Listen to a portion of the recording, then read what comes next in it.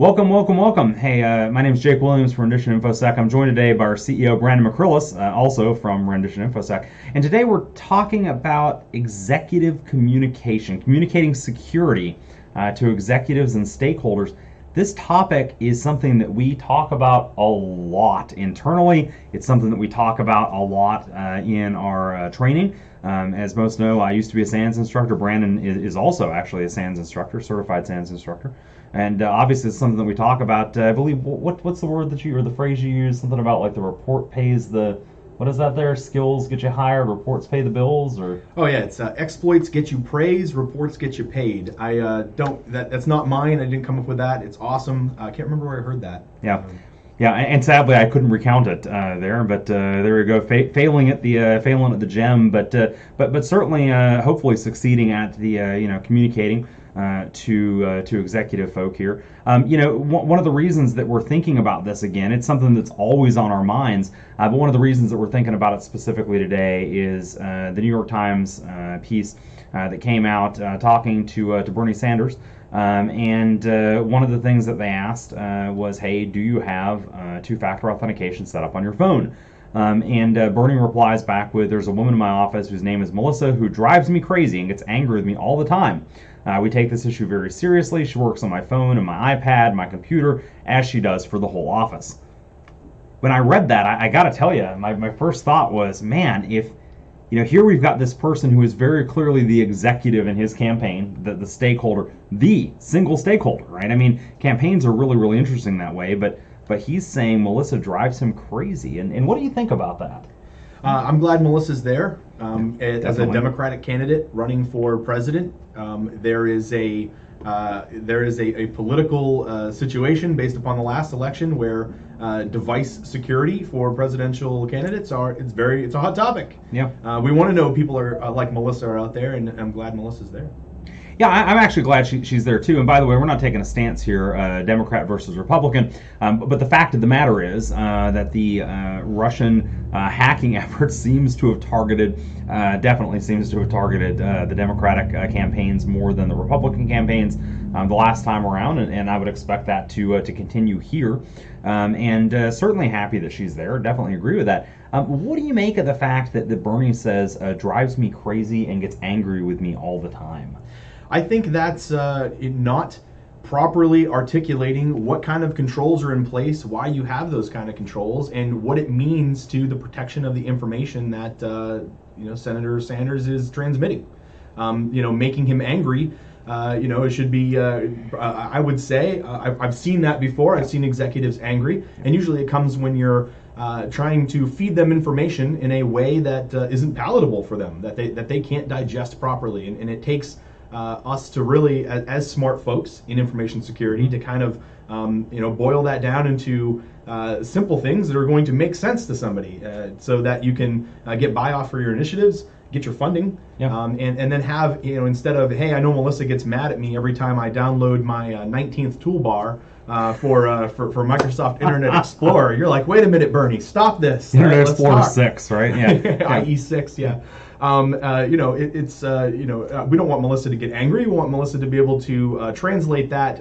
Why do we need these kind of controls effectively to Mr. Sanders, so that you wouldn't hear things like she drives me crazy and gets angry at me. Yeah. And by the way, too, let's clarify here that in this scenario we're using Melissa as the prototypical InfoSec professional, and Bernie as a prototypical executive. But this is the kind of thing that in our consulting business, oh my gosh, we see all the time, right? Where folks are, I can't tell you how often we go into an environment, and I'm sure Brandon, you're gonna back me up on this.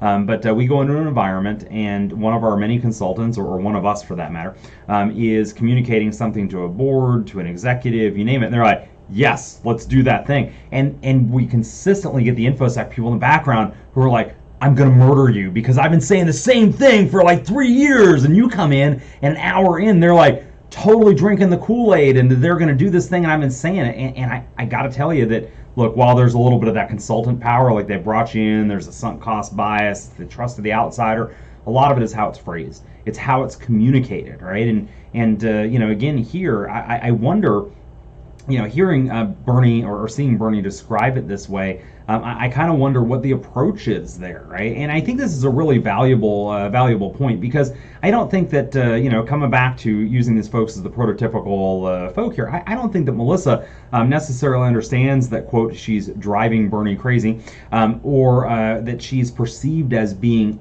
angry all the time at the executives. Obviously, she's pushing a very important mission, and I really think this kind of comes down to a CIA thing, right? Confidentiality, integrity, and availability. Yeah. What are your thoughts there?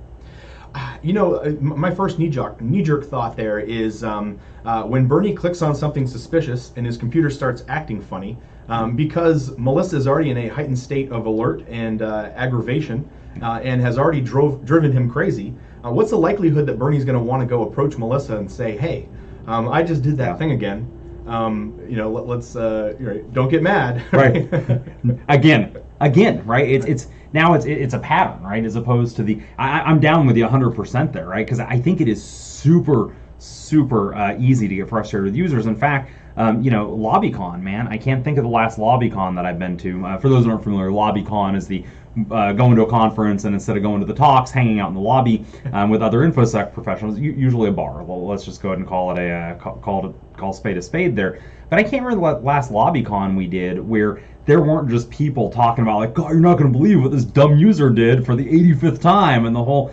And man, that stuff is funny. Don't get me wrong. We've all got a great user story.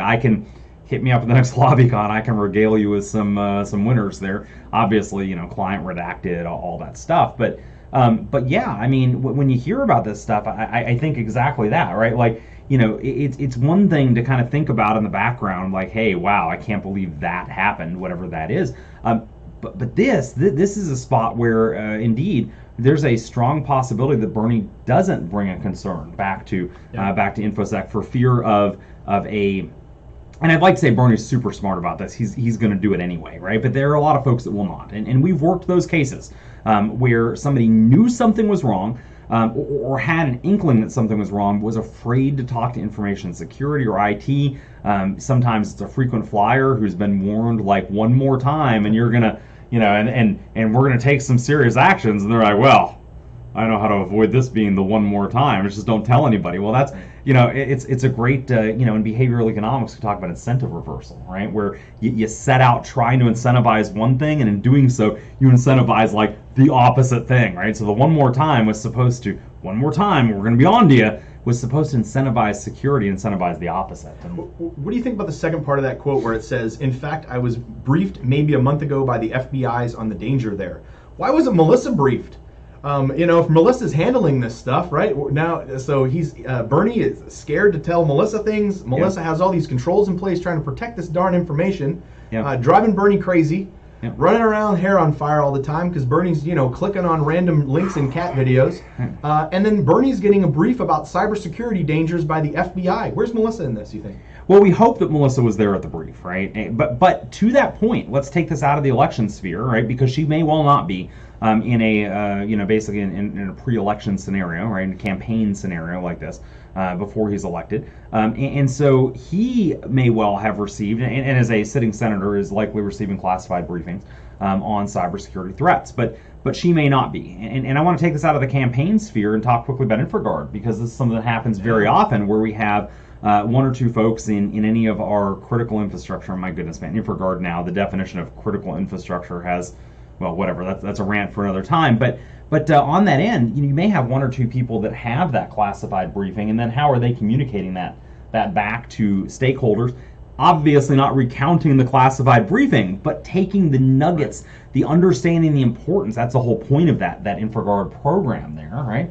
That's a really great thought, really great question. You see a lot of executives that get information through various sources. Maybe classified sources, maybe just reading something, a podcast. I mean, who knows, right? And ask their information security team, hey, how does this impact us? Am I secure from this? I heard on the radio that there's all this badness going on. Specifically, what about the Iranian threat? What if Sanders got a briefing from the FBI and said this is an imminent cybersecurity threat by the Iranians? How does he articulate that language from maybe even a classified domain into something that's going to make sense to Melissa?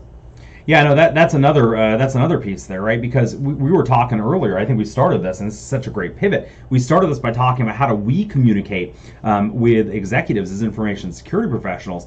But then there's the flip side of this, where you have non-infosec professionals trying to communicate a security concern back to us. How do we handle that? And are we business bilingual effectively, right? Do we understand our constituents? That's a great point.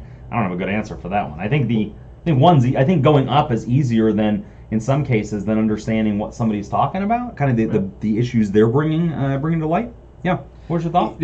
For a communication strategy, I know how I have ones that I use. What kind of communication strategies do you use personally with executives? Well, it's analogies, right? It's all analogies, and I know you've got some whoppers on this end as well. But for us, it's all analogies, right?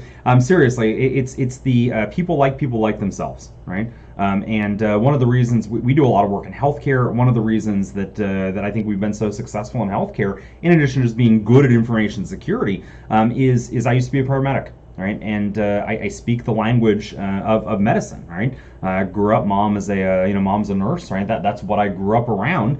And actually having done emergency medicine myself, have a good feeling around that, and then I use that to scaffold. Right, I've talked about in the past reading Good to Great. I think is such a pivotal book. For most InfoSec professionals, it is a business book, but it's on every MBA reading list, right? And you can use that to scaffold up, to take something that you have in common and use that as an analogy to go. We all know that analogies are imperfect. We lose information or lose some of the fidelity in the analogy, but it's still well worth it to help scaffold up. What are your communication strategies there? Yeah, definitely. I mean, how do you frame it? How do you frame things as well? We could kind of get into the difference between verbal communication to an executive and a formal report-based communication to executives. Definitely a whole different minefield there. But definitely analogies in my toolkit, 100%. Framing it in a way that kind of matters. It all comes back to I used to be a professional chef, so I use digestion, right? Yeah. Are you gonna when I feed this to you? Hopefully you enjoy it. You enjoy the taste. It goes down right. I don't want it to cause you indigestion necessarily, though it may have the potential to. I may be serving you some hot peppers, but I don't want you to know until tomorrow. But I went dark there for a second. I guess framing it for that audience is a big deal. Simple things like some of our recommendations. Yeah. Changing it from. You are running a unsecure version of jQuery. Update to the latest version of jQuery to secure your web application. Business owners, how dare you tell me what, you're the consultant, I brought you in here. But you change that to assess and consider the business need to update to the latest version of jQuery. And then all of a sudden it's, I'm empowered to make this decision, and it's not the consultant trying to shove this down my throat. I'm in control here, and that better mileage for me on that. Yeah, well, it's interesting too. We regularly talk about this internally. It is about as a consultant, and some of this, by the way, too, is going to vary based on your specific customer. Right? There's no question about that. You have to tune your language. It's like the analogies. I don't walk in and use a healthcare analogy in a manufacturing firm. That'd be stupid, right? Yeah, because you're missing. I mean, you're losing the ball there. Ideally, you've got a few of those that you can use that literally anybody can understand. Doesn't require a lot of scaffolding. But yeah, we're obviously going to tailor tailor analogies and whatnot there. But I also find that a lot of executives really they're leaders, right? I say a lot of them are leaders. Executives, by definition, are leaders, right? And very often, from a leadership perspective, what we end up doing is putting them off by going in and being the "you will do it this way" consultants, right? Depending on the person you're engaging with. Now, look, again, some people want you to tell them what to do right now, but we often find that by trying to go in and positioning ourselves as mentors, and this goes right back to your framing piece, right? Framing it as I'm here in an advisory capacity. I'm not here to tell you what to do. I'm here to help you understand, right? This is very much like parenting strategies. Dare I say we're parenting executives, but again, you and I are both parents, and I think you would agree. At least I'll tell you that when I work with my kid and I let her make the make the decision, after guiding her to the only possible decision to make, or the only sane possible decision to make, she feels ownership for that. Yep. Had I made the same decision and just said this is what we're doing, there's not the ownership there, and we end up with a little bit of so yeah, on that end. I was thinking about a time where you were talking to executives. This just came to me, and you were phrasing it in all these different ways, and you were framing it and analogizing it in different ways, and they just weren't getting it. Jake, it was magical, turns to structure analysis. Like, okay, understand, you're not understanding what's happening here. Here is the mathematical way, the scientific way we're going to walk through this, and look at your points of view, your evidence that you have to support that, and just monumental shift. So sometimes do you have to get real, I don't want to say Barney style, but I mean, sometimes you have to break it down and show your work, so to speak? Yeah, totally. And by the way, what Brandon's talking about here is a structured analytic technique, or SAT. I believe that one, I think I know the scenario you're referencing here. We were using ACH, right? Yeah, so analysis of competing hypotheses, right? And that's one of many structured analytic techniques. Decision tables we use a lot because they're easier to see than our decision matrices. Oftentimes are easier and quicker to move with. And with this group, it just wasn't happening. And again, some of that is being able to read a room. And I have to tell you, I credit being on the speaking circuit and being on the lecture / teaching whatever circuit with helping to understand, because you can see after having done it for a long time, you can start to really read body language and be like, yeah, that guy or gal just ain't getting it, right? And we do need to back up, because remember, when you're talking to leaders in particular, it is a humbling thing for anyone to say, no, I don't get that, I don't understand, right? Whereas in leadership positions, that's stripping them of some of their dignity, some of their authority, and particularly in group settings like a board meeting or an executive meeting, people are less prone to raise a hand and be like, no, I don't know what the hell you just said. Right, and so being able to read that to your point, right, making sure you understand when someone's not getting it, right, and then pivoting over, to a different technique and to your point, show your work. A lot of that, though, I can't go do that. I can't go take that approach and say, hey, let's use ACH or a decision matrix or decision tree or any number of other structured analytic techniques if I haven't practiced those, if I don't know what those are in the first place. Oh yeah. Yeah. Yeah, I would actually like to pivot back to one of your stories. Do you remember when we were presenting at that auditorium with the large group of doctors that owned that large business? And do you remember this? Do you want to tell this story? Or you want me to take your pick here? But yeah, no, I actually like the way you. Okay, well there we go. So I'm briefing this room of doctors here, and this comes back to this is a lesson that I learned from this man that I will just never forget. Briefing this group of doctors, we're in this auditorium type setup. There's 60, 70, something like that in there. If you've ever been on a stage in an auditorium, again, you're blinded by light, and that's definitely what's happening there, because they got the spotlight kind of lighting down, and they got the room darkish, so you can present from stuff behind you there. And anyway, for in the back, maybe second, third, whatever row, dude stands out. I mean, barely. Of course, I'm squinting to see him, which is bad from a body language standpoint on the whole. But he stands up and puts his hands on his hips and says, "Gentlemen, we are doctors. Can we not do this ourselves?" And I'm like, this is the middle of a big incident response. These guys have been breached up, down, left, right. They lost patient records from before they were even, maddeningly, from before they were even even in an organization. Like, they brought in legacy records that they that never used and then lost and then had to pay notifications and deal with and all that stuff, right? Huge cybersecurity issue. That said, I'm like, I don't know how to address can we not do this ourselves because we're doctors. I was not equipped. I was not ready to handle that specific issue. Brandon turns like, Jake, can I handle this? I'm like, yes, you can handle that. Yes, please handle this. And starts with he says something along the lines of like, hey, I had a chance to be at your headquarters building earlier this week. Had lunch there. It was great. Your break area is second to none. I really like the picnic tables, and doing some complimenting kind of thing. And the guy's like, where are you going with this? And immediately I'm thinking like the same thing. Where are you going with this, right? Yeah, I'm like, I'm like trying to reach for like the hook to like pull him back in, but I'm like, I trust the man. I'm like, hey, I'm sure he's a smart dude. I mean, also we'll never forget you sending me the picture from the cockpit of the 747, right? The Delta aircraft. They're wearing the captain's hat, right? Man's a brilliant social engineer, good at communication, and Yeah. Anyway, I'm like, hey, look, man, and that precedes this. I'm like, hey, whatever he's doing, game on. If he can social engineer a pilot out of his own hat and get into the cockpit, not in flight, by the way. Not in Porneville calls like TSA, DHS, whatever. Not in flight. I'm like, hey, I'm sure he can handle this too, and sure enough, does. And gets on the whole like, hey, picnic tables, these are great, and the whole. And then he says, you guys had some of those stolen, didn't you?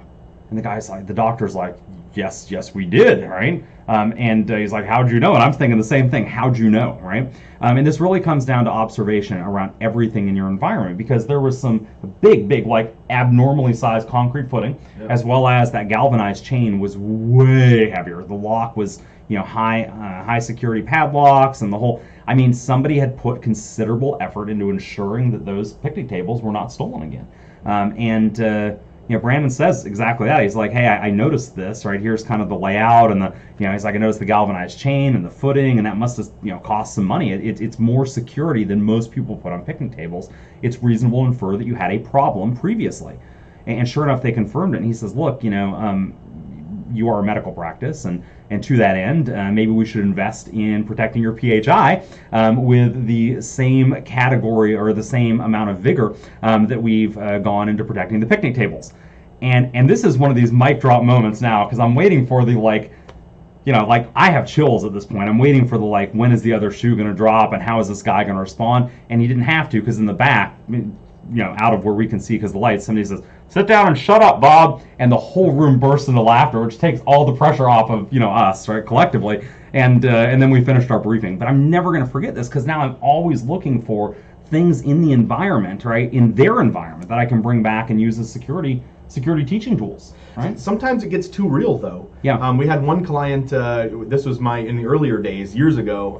It got a little too real. I took a picture in their hallway. It said, "Only excellence passes through these doors," and they did not like that in the report about their breach.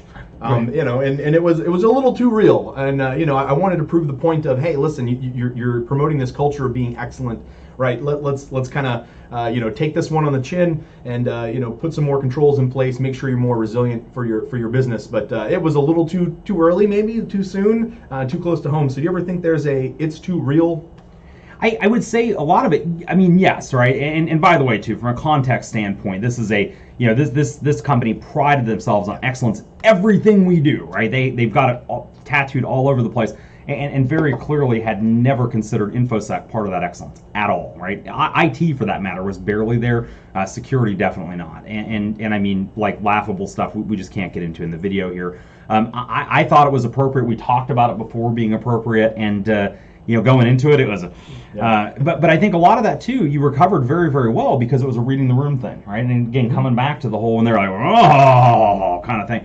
Being able to come back, read the room, and say, okay, well, look, here's what I get it. You didn't like that. Okay, cool. Let's back away. Here's how to recover out of that, and let's use another analogy, because sometimes the initial analogy or the initial framing doesn't really land, and then you have to be ready to shift, and it may be analogy 3 or framing number 3, 4, 5, whatever it takes. Well, I kind of talk about that in the two real, especially in a crisis management type scenario, where you need to get that information, you need to get that raw truth down. You don't want to necessarily sugarcoat bad situations. Hey, if your business is in a critical failure standpoint where you're not making money anymore, I don't want to come into my executives and be like, everything's great. I just out of coffee, got to go run real quick. Don't mind if you hear any screaming and crying in the back room. It's all good, right? I mean, but it's being able to tell the hard truth sometimes, but also, like you said, frame it right. Yeah.